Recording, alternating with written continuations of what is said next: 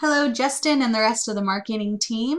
Oceana here with G3 Agency with your free website audit for Pris Concrete in Houston, Texas. In this free SEO website audit provided by G3 Agency, I'm going to show you 3 to 4 things that you can do to get Pris Concrete in front of the people searching for concrete services in the Houston area.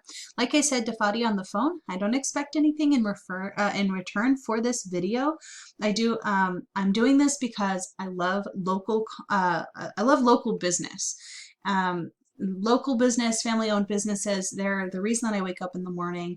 And my hope is that you'll see this information and go, oh my gosh, yes, this is perfect. And you'll go out and either do these things on your own because you want to grow, or you could even come back to me. And there you can think of this as a business card with oomph, in that, if you are interested in these things and you don't have the time, or if the marketing team just doesn't have the expertise to take care of these things, then my team and the marketing team over there might be able to come up with some kind of partnership, if that makes sense. Okay, so let's jump right in. The first thing that I always look for is a big click-to-call phone number at the top of the page that's sticky and goes with us as we go down the page. So you do have a click-to-call phone number. I wouldn't call it big, and it doesn't follow us down the page, so I would make those changes if I were you. That's going to increase the amount of people that are calling once they hit the page, but that's really that's all I'm going to really talk about when it comes to getting people to take action once they're on the page. My expertise are really about getting people to the website to begin with. And I use Google and Google's logical thinking, the way that Google operates, in order to play along with its game and basically help my clients to show up at the top of the Google results when people are looking for their services. So the next thing is content. How many words are on the page, and are they relevant? So you do have some relevant words here, but you really do want to increase the amount of words here on the home page. Google loves content. Basically, it thinks like if you have the most content about what you do, who you do it for, where you do it, how you do it, it's going to think that, oh, you're the expert and you're the one that I want to show to these people that are searching for for those services, right? So you're definitely going to want to increase the amount of words on your homepage, and then of course probably on your other pages as well, to get that well-rounded website feel. And then if you right click on an image and click Save Image As, there we go. I can see that this image was saved as this random string of numbers and letters, and that's not very helpful. What you want to do is actually save those images as the phrases that people are actually typing into Google when they're looking for your services and they're in the Houston area. And I'll show you not only how I find those key phrases, but also I'll show you a few that I found that you might be interested in using yourself. But first I'm going to throw you into this tool I have. Oh, there we go. So here's the tool that I have that is, what it does is it gives me an in-depth look into how a website's performing. And I can see that this one it's got pretty good trust scores. So that's good, but you're still only getting one person from Google every month on average coming to your site. So there's something broken here. There's definitely an issue. So I'm going to explain each of these metrics to you. Your UR score is how trustworthy Google thinks that your website is, specifically this one page that I put in here. So in this case, it's your home page.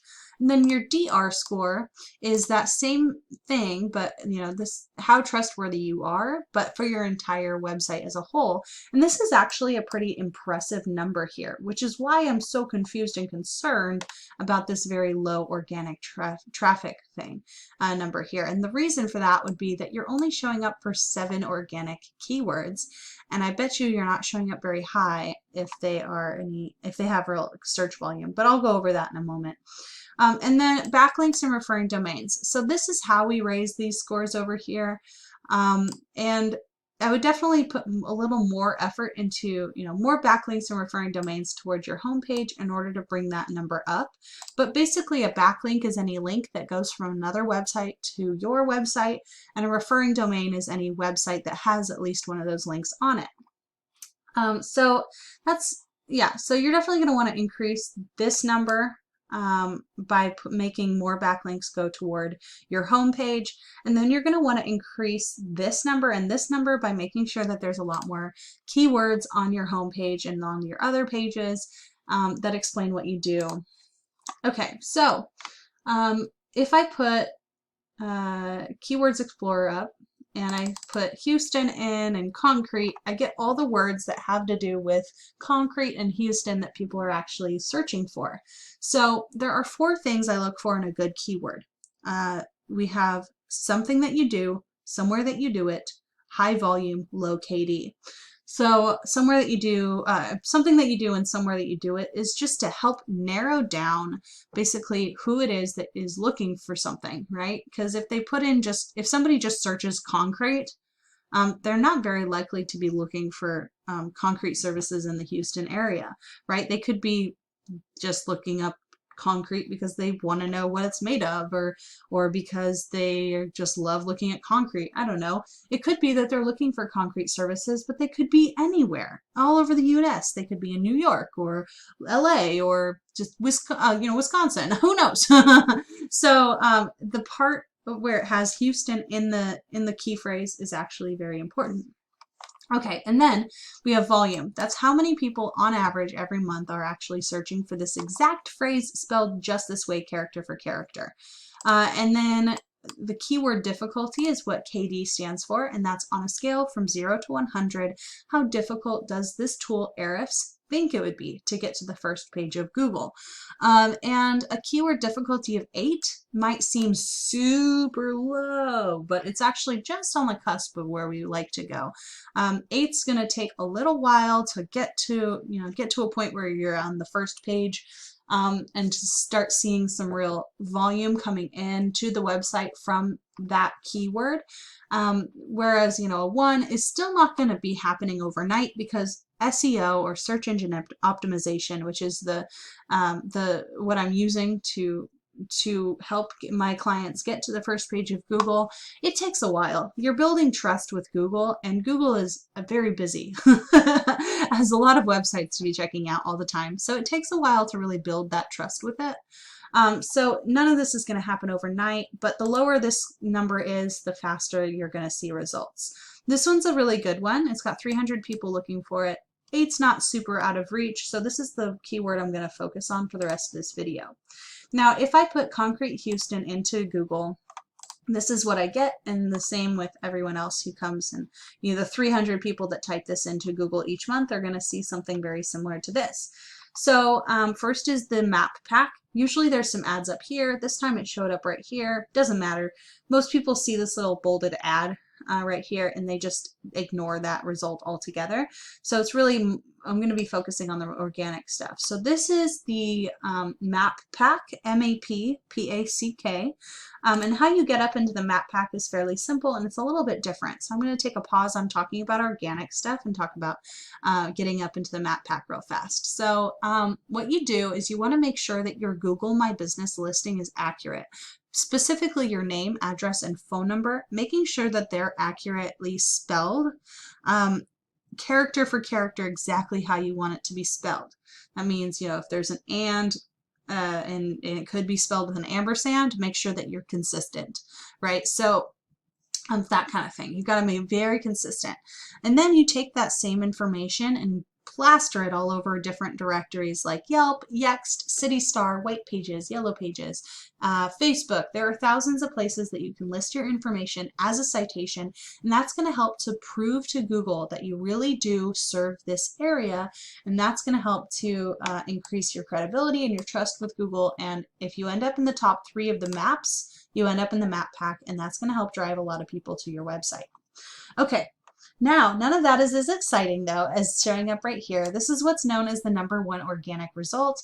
It's the first result after the map pack, and it will get statistically around 30% of all of the visits. So about 90 of the people, of the 300 people coming to this site, about 90 of them are going to be clicking on this one link. So if we click on that link, this is what we get, and we can now look at their website and think, why is it that they're showing up here on this first page, on this first spot, We're not, right? What is it that we can do like them in order to also show up there? But then what is it that we can do better than them so that we show up above them, right? So first, the content. How many words and are they relevant? They don't have that many words, and they're relevant enough from what I can tell, but there's not very many of them here. So there's one way we can get ahead.